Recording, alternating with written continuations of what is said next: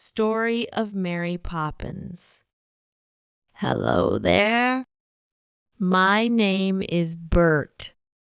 I'm sort of a man about town, you might say. I do what suits me, sell kites, clean chimneys, or paint pictures on sidewalks. Today it suits me to be a one-man band. Why don't you come with me? London is grand this time of year. Well now, here we are at Cherry Tree Lane, and over there is number 17, where the Banks family lives. Not too long ago, something very unusual and very wonderful happened at the Banks home. Let me tell you the story. Mr. Banks, you see, worked all day in a bank, and Mrs. Banks was always busy with club meetings and such. So Jane and Michael, the Banks children, had to have a nanny, which is a person who looks after children. Jane and Michael had had several nannies, and on this particular day, the latest one had just left, informing Mr. and Mrs. Banks that they'd have to find someone else to look after their little monsters. Jane and Michael weren't really naughty. The nanny simply misunderstood. She thought the children had run away from her when all they'd done was follow their kite.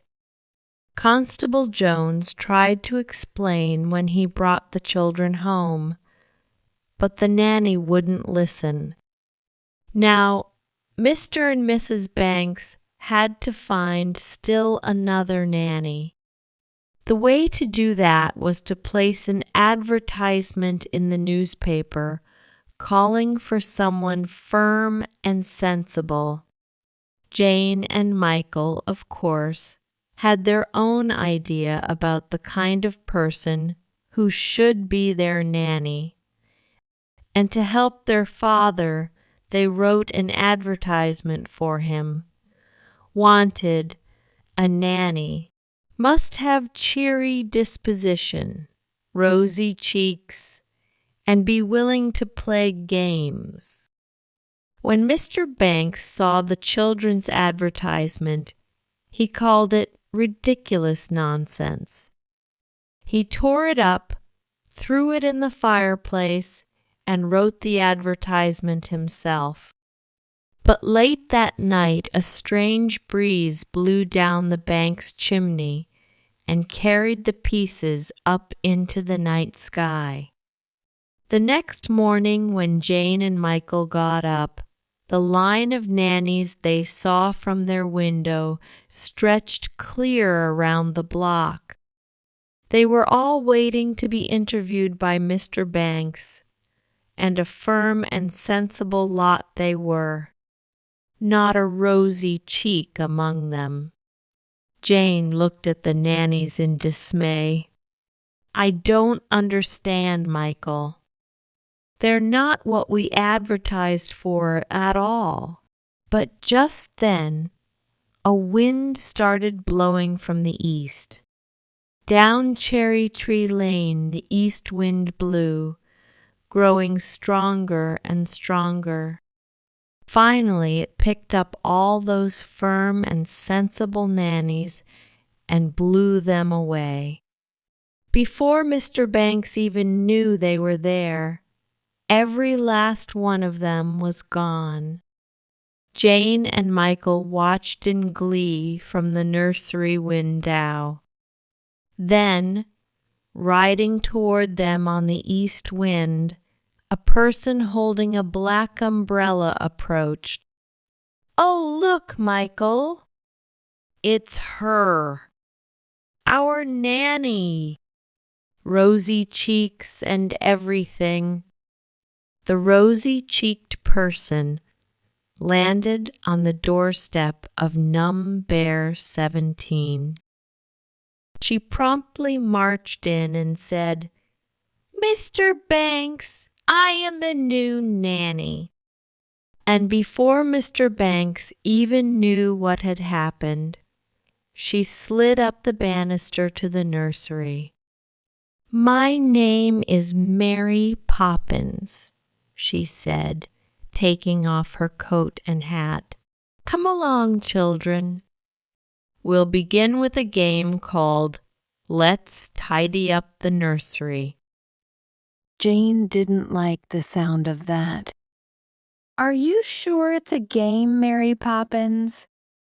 "That depends on your point of view.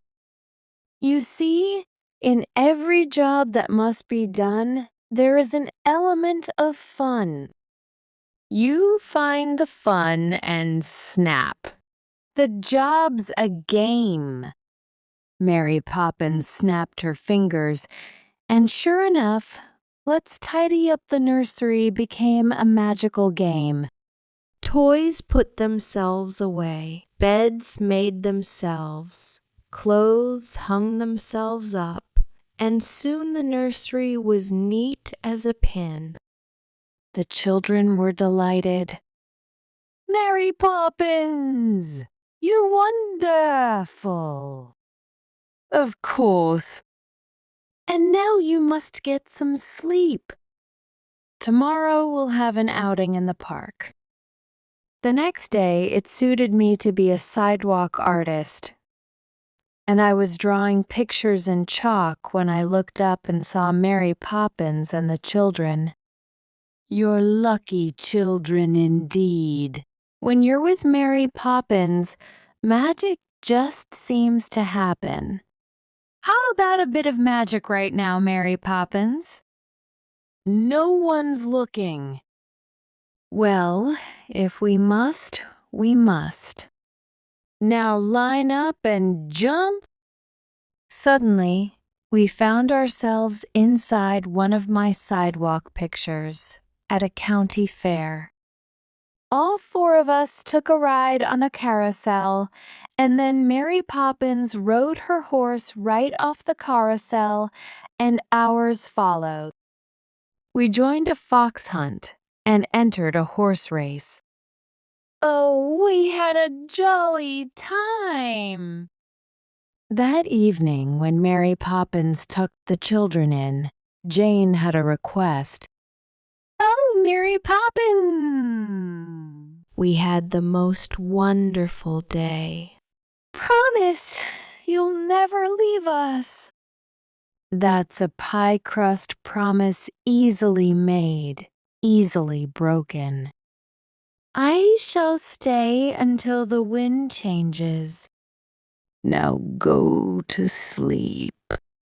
"Tomorrow you are going on an outing with your father to the bank where he works?"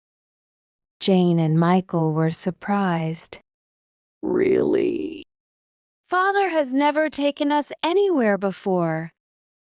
Indeed, he hadn't been too pleased with Mary Poppins when he had heard about the children's recent adventure. "Really, Mary Poppins? The children's outings should be practical, educational." And Mary Poppins agreed. "I quite see your point, Mr. Banks. Tomorrow the children shall be at your side." Bright and early the next morning, the children set off for the bank with their father. Michael had brought some coins with him to buy food for the birds, but Mr. Banks wouldn't hear of that. "You must put your money in the bank where it will earn interest." "Give it to me." All of a sudden, the outing with their father lost all its promise of fun, and Jane and Michael let go of his hands. They ran off and got themselves lost. It was a good thing they ran into me. That day it suited me to be a chimney sweep, and the children were happy to see me. but they were still upset. Oh, bah!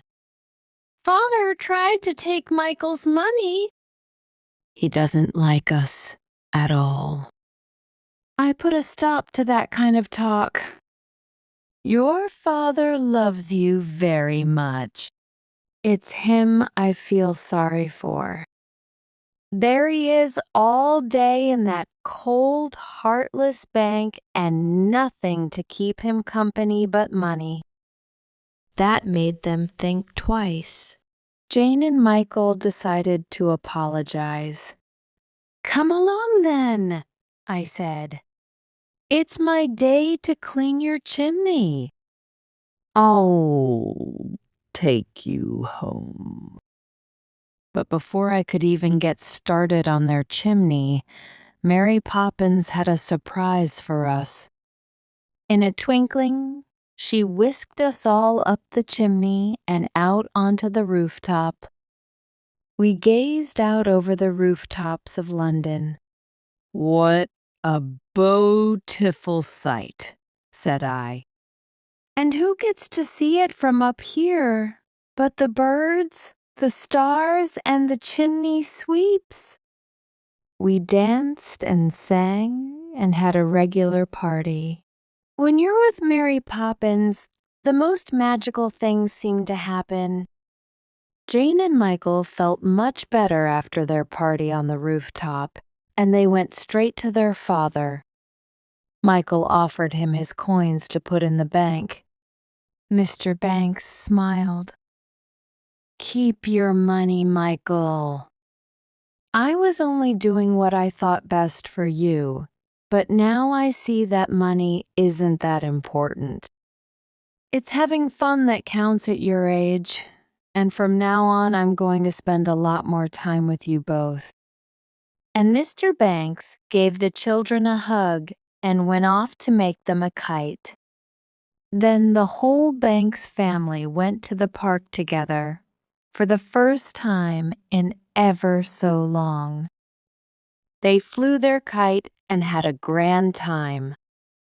The wind had changed and everyone wanted to fly a kite.